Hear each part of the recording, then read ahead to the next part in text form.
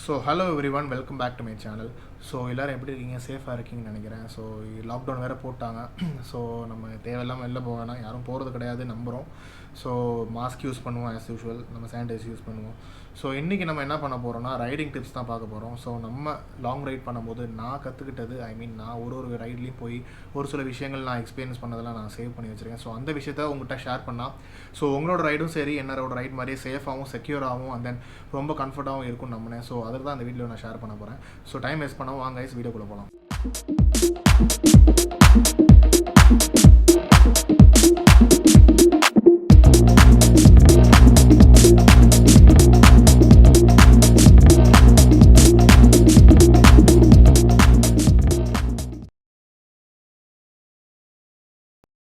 So first and foremost பார்த்தீங்கன்னா பைக்கோட condition. So பைக்கோட கண்டிஷன் நம்ம வந்து முன்னாடி நாளே நம்ம பெரியராக செக் பண்ணி வைக்கிறது தான் ரொம்ப சேஃப்.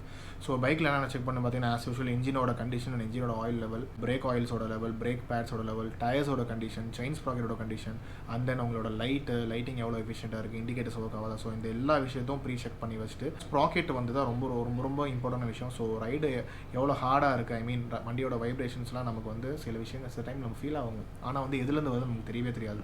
ஸோ அதில் ஒரு மேஜரான ரோல் ப்ளே பண்ணுறது பார்த்தீங்கன்னா செயின் ஸ்ப்ராக்கெட். ஸோ செயின் ஸ்ப்ராக்கெட்டில் எவ்வளோ ஒரு டஸ்ட் இருக்கோ அவ்வளோ கூட ஒரு வண்டியில் வந்து ரொம்ப ஹார்டாக ரைட் ஆகும். அதே மாதிரி செயின் ஸ்ப்ராக்கெட்டோட லைஃப் போயிடும், வண்டிக்கு ரொம்ப ஸ்ட்ரெயின்.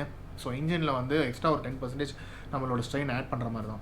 ஸோ இதுக்கு நம்ம என்ன பண்ணோம்னா செயினை வந்து க்ளீன் பண்ணி லூப்ரிகேட் பண்ணி வச்சிடணும். So chain clean and loop பண்ணுறது நம்ம பைக் எடுக்கிறதுக்கு ஒரு 12 hours ப்ரியராக இப்போ நம்ம மார்னிங் ஒரு 6 o'clock கிளம்புனா ஈவினிங் டைமை நம்ம ரெடி பண்ணி வச்சிடணும். ஸோ நல்லா க்ளீன் பண்ணிவிட்டு லூப் பண்ணி வச்சா தான் செயின்ஸோட அந்த கேப்லலாம் போயிட்டு அந்த நம்ம லூப்ரிகேட் ஃபுல்லாக இருக்கும். நம்ம வழக்கம் போல் நம்ம எப்பயும் நம்ம வண்டி ரைட் கிளம்புற மாதிரி செயின் ஸ்ப்ரே பண்ணிட்டு கிளம்புனா என்னன்னு கேட்டிங்கன்னா முக்கால்வாசியான செயின் லூப் வந்து தெரிச்சிரும். ஸ்ப்ளிட் ஆகிட்டு உங்களோட வீல்ஸில் பார்த்தீங்கன்னா தெரியும் அழுக்காக இருக்கும். அந்த ஆயிலோட அந்த செயின் லூபோட அந்த டெபாசிட்ஸ்லாம் அதில் இருக்கும். ஸோ இது ஏன்னு பார்த்தீங்கன்னா செயினோட லூப் உள்ள வரை இறங்கியிருக்காது. ஸோ செயினோட மேலேயும் செயின் ஸ்ப்ராக்கெட்டோட மேலே மட்டும்தான் இருக்கும். ஸோ நம்ம அதை பண்ணிவிட்டு உடனே வண்டி எடுக்கும்போது என்னன்னு கேட்டிங்கன்னா அந்த லூப்லாம் வெளியில் வேஸ்ட்டாக தான் போகும்.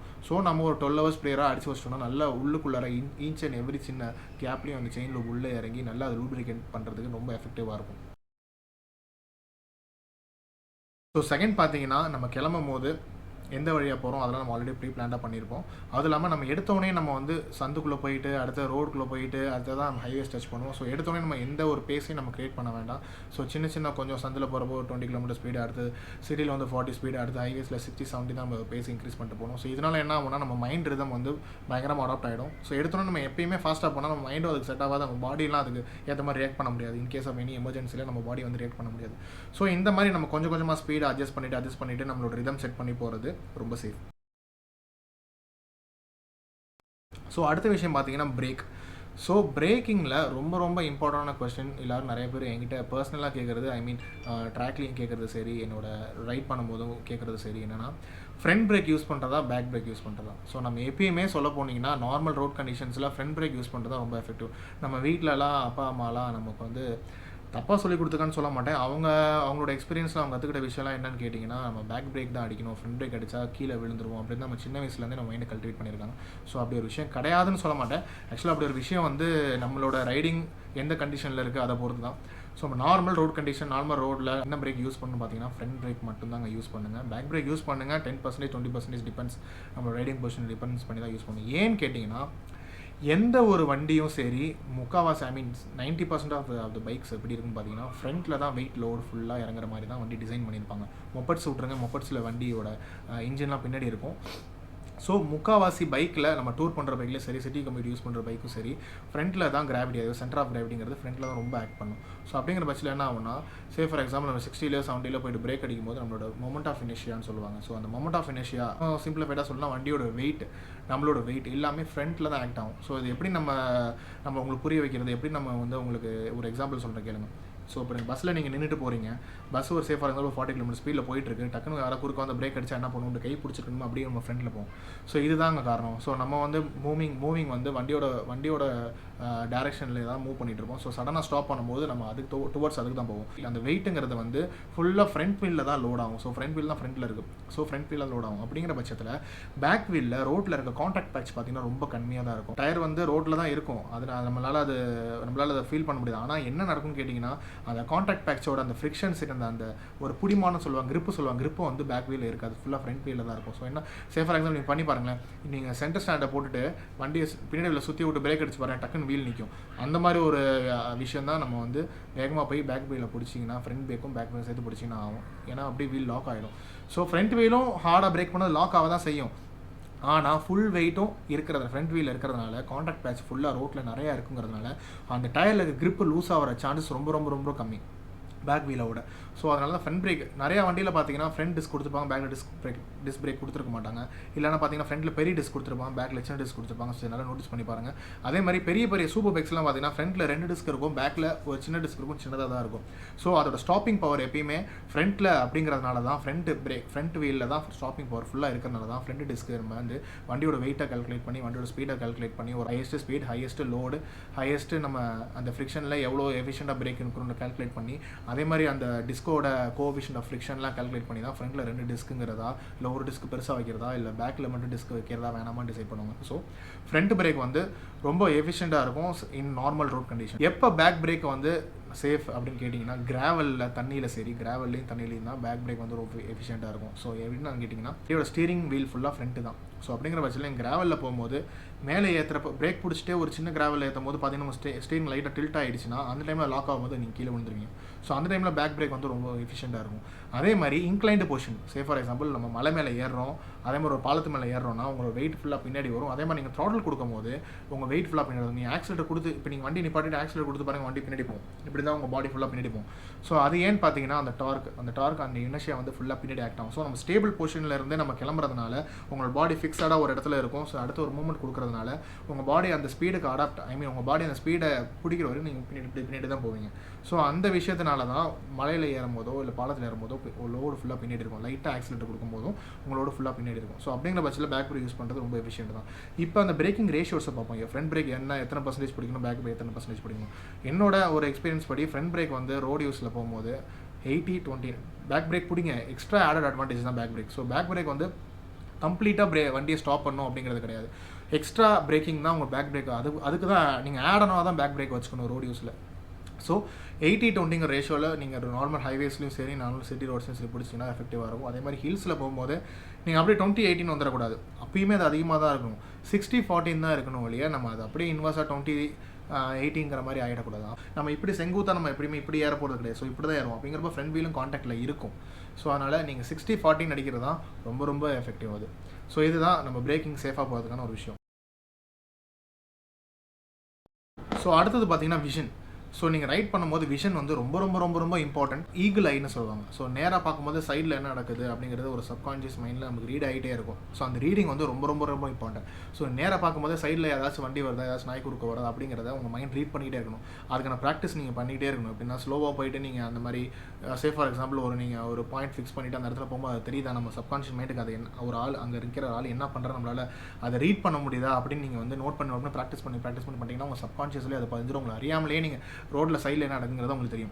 ஸோ இதனால என்ன நடக்கும் பார்த்தீங்கன்னா ரைட்டில் ஒரு நாயோ இல்லை ஏதோ ஒரு மாடோ குறுக்க வருதுங்கிறது நம்ம முன்னாடி நம்ம மைண்ட் ரீட் பண்ணி அதுக்காக நம்ம மைண்ட் பாடியும் சரி இன்கேஸ் ஆஃப் கிராஷும் சரி நம்ம பாடி ரெடி ஆகிடும் நமக்கு.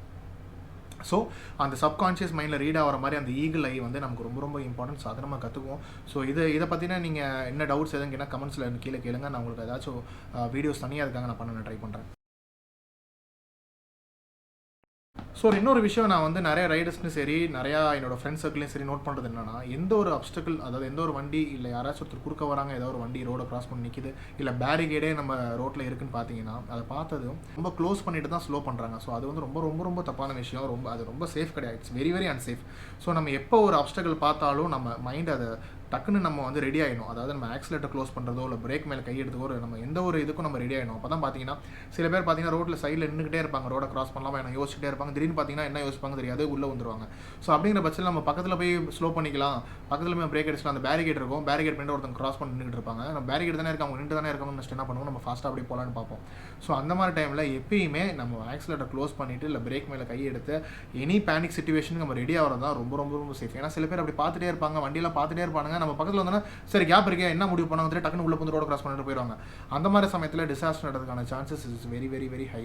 ஸோ அப்படிங்கிற பட்சத்தில் நம்ம என்ன பண்ணால் முன்னாடி ஆக்சிலேட்டர் க்ளோஸ் பண்ணியோ இல்லை கொஞ்சம் ஸ்லோ பண்ணியோ ஸோ ப்ரிப்பேர் ஆகிடும். நம்ம வந்து எப்பயுமே இன்கேஸ் ஏதாவது கொல்யூஷன் மாதிரி நடக்கிறதுக்கு நம்ம ரொம்ப ப்ரிப்பேர் ஆகிடும். ஸோ இது வந்து ரொம்ப ரொம்ப ரொம்ப முக்கியமான விஷயம். ஸோ ரைடை ரொம்ப கம்ஃபர்ட்டாக பண்ணுறதுக்கான ஒரு சின்ன ஆட் ஆன் பாயிண்ட் நான் உங்களுக்கு சொல்கிறேன். ஸோ இன்கேஸ் வந்து நீங்கள் ஒரு நாளைக்கு வந்து 500 கிலோமீட்டர் ரைட் பண்ணுறீங்க, நெக்ஸ்ட் டே வந்து இன்னொரு 500 கிலோமீட்டர் ரைட் பண்ணுறீங்க அப்படின்னா அதை வந்து செக்மெண்ட்டாக பிரிச்சுருங்க. ஸோ 500 உங்கள் பாடி உங்களோட கண்டிஷன் ஏற்ற மாதிரி பிரிச்சுட்டு அதை ரைட் பண்ணுங்கள். ஸோ ஃபஸ்ட்டு 12 ஹவர்ஸ் அடுத்த 12 ஹவர்ஸ்னு வச்சுக்கோங்க. ஃபஸ்ட்டு 12 ஹவர்ஸ் ஃபார் எக்ஸாம்பிள் உங்களால் 100 கிலோமீட்டர் வரையும் நீங்கள் ஒரு ரெஸ்ட் எடுக்காமல் உங்களால் க்ரூஸ் பண்ண முடியும். அடுத்த மதியானத்துக்கு அப்புறம் பார்த்தீங்கன்னா சாப்பிட்ருப்பீங்க, டயர்டாக இருப்பீங்க, வெயில் அதிகமாக இருக்கும், இல்லைனா வந்து ஏதாச்சும் ரொம்ப மோசமான ரோட்டில் நீங்கள் ஓட்டியிருப்பீங்க. ஸோ அந்த மாதிரி டைமில் வந்து உங்கள் பாடியில் கொஞ்சம் பெயின் அதிகமாக இருக்கும். ஸோ அதுக்கப்புறம் கேப் இன்டர்வல் 50 கிலோமீட்டர்ஸ் 60 கிலோமீட்டர்ஸோ நீங்கள் கேப் எடுத்துக்கோங்க. இதனால் எடுக்கும்போது என்ன ஆகும்னா, இப்போ நீங்கள் ஃபார் எக்ஸாம்பிள் இப்போ நீங்கள் ஒரு லாங் ரைட் போகிறீங்க, வந்து லடாக் போகிறீங்க, இல்லை டெல்லி போகிறீங்க, இல்லை காஷ்மீர் போகிறீங்கன்னு என்ன பண்ணீங்கன்னா ஒரு கோல் செட் பண்ணியிருப்பீங்க. இன்றைக்குள்ளே நம்ம இத்தனை கிலோமீட்டர் போகணும், அப்போ தான் நெக்ஸ்ட் டே இத்தனை கிலோமீட்டர் போக முடியும், அப்போ தான் அடுத்த டே இத்தனை கிலோமீட்டர் போக முடியும். ஸோ ஒரு 5 டேஸ் பிளான் பண்ணியிருந்தா 5 டேஸ்க்குள்ளே அப்போ தான் முடிக்க முடியும் அப்படிங்கிற ஒரு பிளான் நீங்கள் வச்சிருப்பீங்க. அப்படிங்கிற பட்சத்தில் என்ன பண்ணணும்னா, இப்போ நீங்கள் இந்த மாதிரி லாங் ரைட் போகும்போது நீங்கள் என்ன பண்ணுவீங்க, இன்றைக்கி முடிச்சே ஆகணும்னால நான் ஸ்டாப் பிரேக் எடுப்பீங்க. சில சமயம் ஒரு பிரேக் எடுத்ததுக்கப்புறம் என்ன பண்ணுவீங்க, ஒரு 1 ஹவர் 2 ஹவர்ஸ் ஆன பிரேக்காக எடுத்துவீங்க அதை. ஸோ அதுக்கப்புறம் சரி அடுத்த கிலோமீட்டர் சீக்கிரமாக போகணும், அதனால் சீக்கிரமாக நம்ம நான் ஸ்டாப்பாக போயிடலாம் நினைப்பீங்க. அப்படி பண்ணாதீங்க. ஸோ இதனால் பண்ணும்போது என்ன ஆகும்னா, ரொம்ப பாடி ஃபெட்டிக் அதிகமாகிடும். அடுத்த நாள் ரைட் ஸ்டார்ட் பண்ணுறது ரொம்ப ப்ளெஷர் ரைடாகவே இருக்காது. ஸோ இதனால் என்ன பண்ணுங்கள், வண்டி நீங்கள் ஸ்டார்ட் பண்ணதுலேருந்து ஈக்குவல் ஆஃபாக நீங்கள் பிரிச்சுட்டு கேப் விட்டு ஒரு 5 மினிட்ஸ் to 2 மினிட்ஸ் ஒரு சின்னதாக லைட்டாக பாடி பெயின் ஸ்டார்ட் ஆகும்போது இறங்கி நீங்கள் லைட்டாக ஸ்ட்ரெச் பண்ணிவிட்டு பம்ப் பெயினை ரிலீஸ் பண்ணிவிட்டு முதுவெல்லாம் ஸ்ட்ரெச் பண்ணிவிட்டு லைட்டாக ஒரு வாட்டர் பிரேக் எடுத்துகிட்டு நீங்கள் லெஷர் பண்ணிவிட்டு ஒரு 2 to 5 மினிட்ஸ் நீங்கள் பண்ணிங்கன்னா அடுத்த செக்மெண்ட் உங்கள் அடுத்த 100 கிலோமீட்டர்ஸோ 70 கிலோமீட்டர்ஸோ ரொம்ப ஈஸியாக க்ரூஸ் பண்ணலாம். ஸோ நீங்கள் வந்து பாடி பெயின் எடுத்துகிட்டு இன்னும் 10 நிமிஷம் தாங்கலாம், இன்னொரு 20 நிமிஷம் தாங்கலாம், ஒரு 10 கிலோமீட்டர்ஸ் இன்னொரு போகலாம், இன்னொரு 15 கிலோமீட்டர்ஸ் போகலாம். நீங்கள் இழுத்து கொண்டு போய் என்ன ஆகும்னா அந்த பாடி பெயின் ஆட் ஆகிட்டே வரும். ரைடோட லாஸ்ட் பார்ட் இருக்குது பார்த்தீங்கன்னா, அந்த 100 கிலோமீட்டர்ஸோ ஒரு 70 கிலோமீட்டர்ஸோ இல்லை 1 ஹவர் லாஸ்ட் 1 ஹவரோ லாஸ்ட் ஒரு 2 ஹவரோ என்ன ஆகும்னா ரொம்ப உடம்பு வலியாயிரும். நீங்கள் அதை க்ளோஸ் பண்ணிவிட்டு நீங்கள் நைட்டு போய் படுத்தினா காலையில் உங்களுக்கு எந்திரிக்கிறது ரொம்ப கஷ்டமாக இருக்கும். அப்படியே எந்திரிச்சாலும் ரொம்ப ப்ளெஷரான ரைடாக நெக்ஸ்ட் ரைடு அது இருக்காது. ஸோ சின்ன 2 மினிட்ஸ் to 5 மினிட்ஸ் கேப்பு ரொம்ப எஃபெக்டிவாக இருக்கும். நீங்கள் ட்ரை பண்ணி பாருங்கள், கண்டிப்பாக அது எஃபெக்டிவாக இருக்கும். ஸோ அதே மாதிரி ரைடை க்ளோஸ் பண்ணும்போது, ரைடர்லேருந்து வீட்டுக்கு வரும்போதோ இல்லை இந்த ரைடை க்ளோஸ் பண்ணி அன்றைக்கி ரூமுக்கு போகும்போதோ நம்ம எப்பயுமே ரொம்ப ஓவர் கான்ஃபிடன்ஸ் ஆகிடுவோம். நம்ம மைண்ட் அப்படி தான் இருக்கும், எப்பயுமே ஓவர் கான்ஃபிடன்ஸ் ஆகிடும். முடிச்சாச்சுடா ரைடு முடிச்சாச்சு, நீங்கள் ரைடு முடிச்சாச்சு வந்து ஓவர் கான்ஃபிடன்ஸ் ஆகும். அது அப்படி ஆகாதீங்க. என்ன பேஸில் என்ன சேஃபர் ஜோனில் நீங்கள் ட்ராவல் பண்ணீங்களோ, என்ன சேஃபர் ஜோன் ரைட் பண்ணீங்களோ அந்த ஜோன்லேயே நீங்கள் கடைசி 1 கிலோமீட்டரும் சரி, கடைசி வீடு ரீச் ஆகிறதோ இல்லை ஹோட்டல் ரூம் ரீச் ஆகிற செகண்ட் வரைக்கும் அப்படியே ஓட்டுங்க.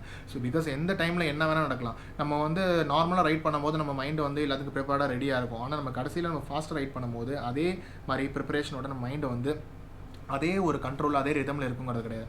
நம்ம டக்குன்னு பேஸ் மாற்றும் போது நம்மளால் டக்குன்னு அதை அடாப்ட் ஆக முடியாது. ஸோ அப்படிங்கிற பட்சத்தில் என்ன நம்ம பேஸில் வந்துட்டுருக்கோம், என்ன ரிதமில் நம்ம கேரியாக வந்துட்டுருக்கோமோ அந்த ரிதமே நம்ம கடைசி வரையும் வச்சுக்கிறது தான் ரொம்ப சேஃப். ஸோ இந்த ஒரு விஷயம் வந்து நம்மளால் எந்த அளவு அதை எஃபெக்டிவாக நம்ம அதை வந்து பண்ண முடியும்னு தெரியல. பட் இருந்தாலும் அதை நான் சொல்ல வேண்டியது என்னோட கடமை. ஸோ நம்ம எப்பயுமே ஒரு கிராஷும் சரி, ஒரு கீழே சறுக்கி விடுறோம், இல்லை ஏதாவது கொலைட் ஆகிறோம், இல்லை கீழே ரோட்டை விட்டு இறங்கி கீழே விழ போகிறோம் அப்படிங்கிற பட்சத்தில் எப்பயுமே நம்ம கண்ணை வந்து நம்ம க்ளோஸ் பண்ணிடவே கூடாதுங்க. எப்பயுமே நம்ம என்ன நடக்குது, நம்ம என்ன கிராஷ் ஆக போகிறோமா, எங்கே நம்ம போய் இம்பாக்ட் ஆக போகிறோம், எங்கே போய் ஹிட் ஆக போகிறோம், எங்கே ரோல் ஆக போகிறோங்கிறத நம்ம பார்க்கணும். நம்ம எப்பயுமே நம்ம பார்த்தா தான் அதுக்கேற்ற மாதிரி நம்ம பாடியோட மசில்ஸ்லாம் சரி, கான்ட்ராக்ட் ஆகிறதும் சரி, லூஸ் ஆகிறதும் சரி, நம்ம மைண்டும் சரி எல்லாமே ரெடி ஆகிடும். நம்ம இப்போ கீழே விழ போகிறோம், இப்போ நம்ம வந்து தடுக்கி விடுறோம்னா நம்ம வந்து பார்த்தா மட்டும் தான் நம்ம கை கீழே வைப்போம். இப்போ கண்ணை மூடிட்டே நம்ம நடந்து போகும்போது தடுக்கி விட்டு பாருங்களேன், நம்ம கை டக்குன்னு வராது, டக்குன்னு இது பண்ணாது, கொஞ்சம் அந்த ரியாக்ட் டைம் வந்து ரொம்ப லேட் ஆகும். ஸோ ஹை ஸ்பீடில் போகும்போது அது ரொம்ப டிசாஸ்டருக்கு ஏற்படுத்துறதுக்கு ரொம்ப சான்சஸ் அதிகம். ஸோ அதனால் என்ன பண்ணணும், நம்ம எங்கே நம்ம கிராஷ் ஆக போகிறோம், எங்கே நம்ம ஹிட் ஆக போகிறோங்கிறத நீங்கள் பார்க்கணும். பார்த்தா தான் நம்ம கையை கீழே விடுறதா, கையை சைடில் விடுறதா, இல்லை ரோல் பண்ணுறதா, இல்லை என்ன பண்ணுங்கிறத நம்ம அப்போ தான் நம்ம மைண்டு வந்து ரெடி ஆகும். ஸோ எப்பயுமே நம்ம வந்து கண்ணை மூடிடக்கூடாது. ஸோ இது கொஞ்சம் கஷ்டமான விஷயம் தான், நம்ம ப்ராக்டிஸ்லாம் அதை பண்ண முடியாது. பட் இருந்தாலும் நம்ம ரைட் பண்ணும்போது இந்த ஒரு சில விஷயத்தை நம்ம வந்து மைண்டில் வச்சுக்கிட்டே இருக்கும்போது நம்மளை அறியாமே நம்ம மைண்டில் அது ஓட ஆரம்பிச்சிடும். ஃபஸ்ட்டு ஒரு சைடு 2 ரைட் 3 ரைடில் வந்து நம்ம கிராஷ் ஆனினா கீழே விழுறப்ப கையை வைக்கணும், கையை வைக்கக்கூடாது, ஷோல்டர் வைக்கணும், முதுகு வைக்கணும், கீழே குனியணும், தலையை அப்படி பிடிச்சிக்கணும், அந்த மாதிரி விஷயம்லாம் நிறைய இருக்குது. ஸோ அதை நீங்கள் ஒரு ரைட் 2 ரைட் நீங்கள் வந்து யோசிச்சுட்டே போனீங்கன்னா அது உங்கள் மைண்டு, உங்கள் சப்கான்ஷியஸ் மைண்ட்லேயே அது பதிஞ்சிடும். ஸோ இன் கேஸ் ஆஃப் கிராஷில் வந்து உங்களை அறியாமே நீங்கள் வந்து எங்கே உள்ள போகிறோன்னு பார்ப்பீங்க, என்ன நடக்க போகுது உங்களுக்கு தெரிஞ்சிடும். ஸோ இது வந்து ரொம்ப இம்பார்ட்டண்டான விஷயம். இது நீங்கள் ட்ரை பண்ண வேண்டாம். பட் ஆனால் இதை மைண்டில் வச்சுக்கிட்டு நம்ம இதுக்கான விஷயத்தை நம்ம அப்படியே ரொட்டீனில் நம்ம ஆட் பண்ணிவிட்டு அப்படியே ஓட்டிக்கிட்டே இருப்போம். ஸோ கைஸ் இந்த வீடியோவில் நிறைய விஷயம் சொன்னேன்னா கொஞ்சம் விஷயம் சொன்னேன்னு தெரியல. என்னால் முடிஞ்சாலும் நிறைய விஷயம் ஷேர் பண்ணியிருக்கேன்.